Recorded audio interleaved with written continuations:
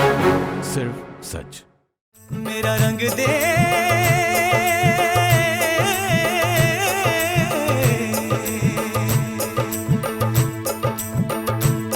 मेरा रंग दे बसंती चोला, माए रंग दे, मेरा रंग दे बसंती चोला, माए रंग दे, मेरा रंग दे बसंती चोला।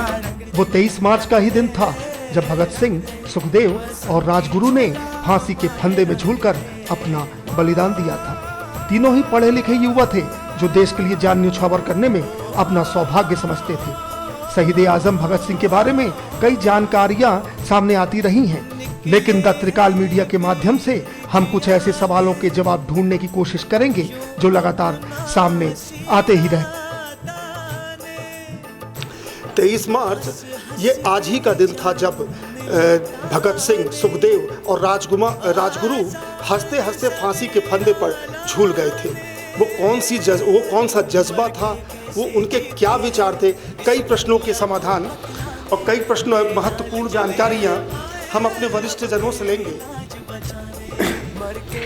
हमारे सामने हैं त्रिकाल मीडिया के वरिष्ठ संचालक और वरिष्ठ पत्रकार श्री काशीनाथ शर्मा। हम उनसे जानते हैं, भगत सिंह जी और राजगुरु सुखदेव तीनों नौजवान थे, पढ़े लिखे लोग थे, फांसी पे चढ़ते हैं वो कौन सा जज्बा था, वो कौन सी प्रेरणा थी कि उन्होंने ये कदम उठाया? जिस समय इन तीनों को फांसी दी गई, जलियांवाला बाग का कांड हो चुका था और इन तीनों में राष्ट्र प्रेम इतना कूट कूट कर भरा था और हिंदुस्तान की आज़ादी के लिए हर कुछ कर गुजरना चाहते थे। लिहाजा उन्होंने वो कांड किया। उस कांड के बाद उनको गिरफ्तार किया गया। फिर उन्होंने पीछे मुड़ कर नहीं देखा कि इसका अंजाम हमारी मौत है या इस देश की आज़ादी। तो उन्होंने कहा कि इस देश की आज़ादी अगर मेरी मौत के बाद भी आती है तो मेरे को मर जाना बेहतर है बजाय इसके कि देश आज़ाद हो जाए।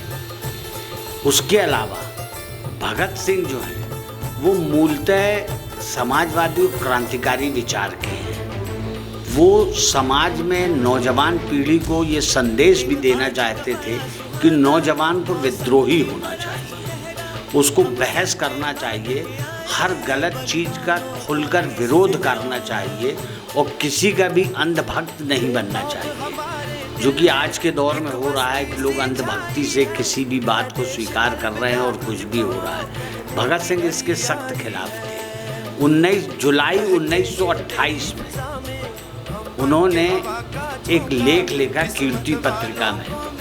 उसमें इस देश के उस समय के 3 प्रमुख नेताओं का उन्होंने उल्लेख किया और उनके विचारों की व्याख्या करते हुए उनका की एक तुलना की। उसमें साधु वासवानी जो दक्षिणपंथी थे, दूसरे सुभाष चंद्र बोस और तीसरे जवाहरलाल नेहरू। अगर वो लेख पढ़ते हैं तो ये स्पष्ट होता है कि साधु वासवानी को वो सख्त रूप से उनसे असहमत हैं। सुभाष चंद्र बोस से कुछ जगहों पर सहमत दिखते हैं मगर पूर्णतः सहमत नहीं दिखते।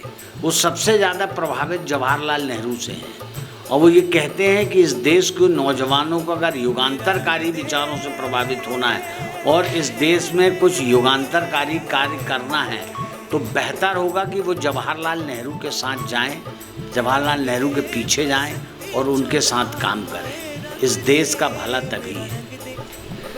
हम भगत सिंह जी के ही बारे में जानेंगे। हमारे साथ हमारे संचालक श्री रविंद्र दुबे जी हैं और ये वरिष्ठ पत्रकार भी हैं, जबलपुर में बहुत विद्वान व्यक्ति माने जाते। मैं इनसे जानना चाहूँगा कि भगत सिंह किस विचारधारा से ताल्लुक़ रखते थे। ये सवाल हमेशा उठा। देखिए, विचारधारा की बात करना किसी युवा के बारे में हर आदमी किसी न किसी विचारधारा से प्रभावित होता है। देखिए, उनमें देशभक्ति कूट कूट कर भरी थी। 14 साल की उम्र में उन्होंने स्वतंत्रता संग्राम में कूद पड़े थे। वो उनको मैं पढ़ने और लिखने की बचपन से ही उनमें ललक थी। बहुत ज़्यादा किताबें पढ़ते थे।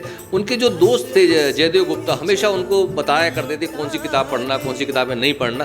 ज़्यादातर उन्होंने वामपंथी विचारधारा की किताबों को पढ़ा है। जैसा कि आखिरी समय में जब जेल में उनके वकील जिस दिन उनको फांसी हो रही थी, उनको वैसे फांसी तो 24 तारीख को होना थी, लेकिन देश भर में जिस तरीके से बगावत हो रही थी, लाहौर में जिस तरीके से हंगामा खड़ा हो रहा था, अंग्रेज़ों को ये लग रहा था कि यदि कल ऐसा ना हो कि जेल पर हमला हो जाए और तीनों युवाओं को छुड़ा कर ले जाया जाए। इसलिए उन्होंने जेल की परिस्थितियों को बदला और शाम को 7 बजे उन्होंने फांसी देने का निर्णय ले लिया।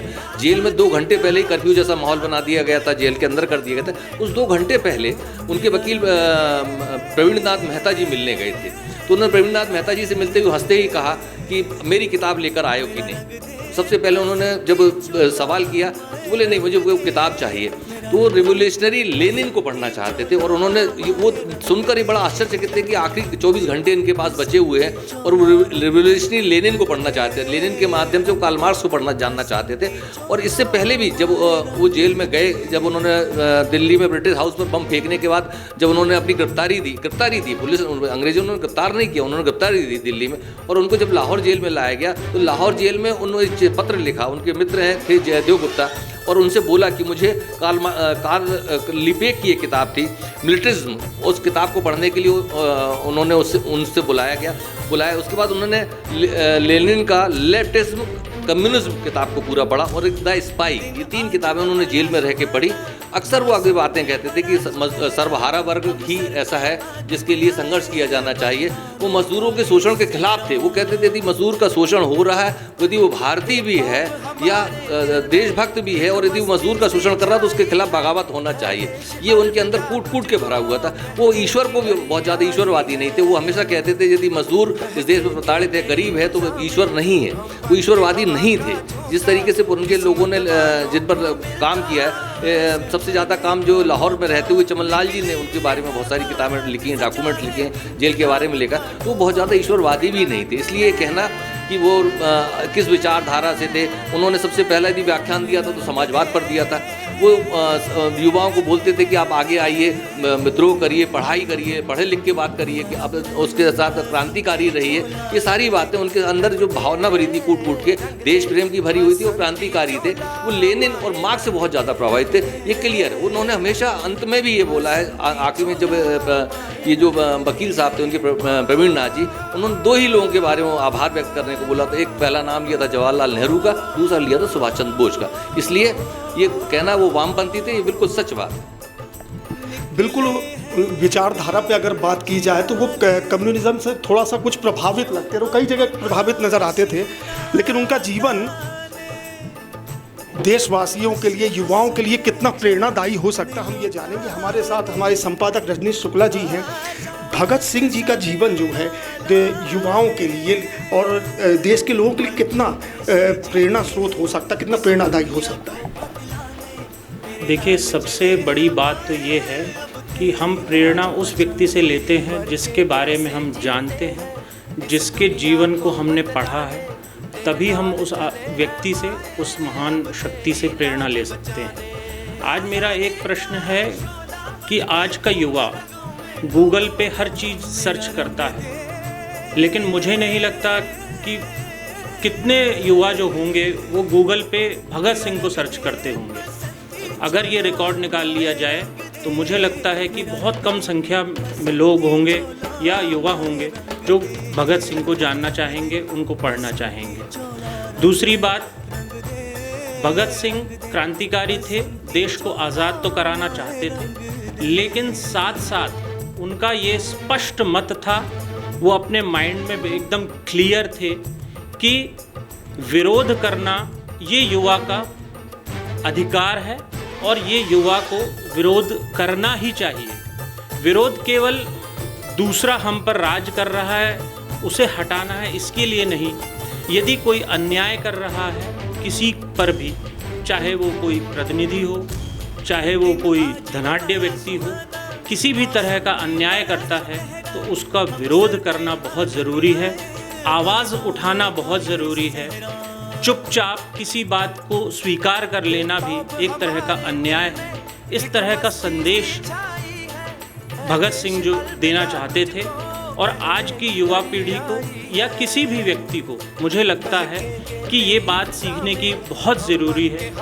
आज अगर भारत की बात करें तो भारत में लोग स्वीकारना बहुत अच्छे से उन्होंने सीख लिया है, किसी भी बात को जल्दी से स्वीकार लेते हैं, लेकिन उसमें अपना विरोध प्रकट करना, अपनी बात रखना, तार्किक बात रखना, ये वो कहना पसंद नहीं करते।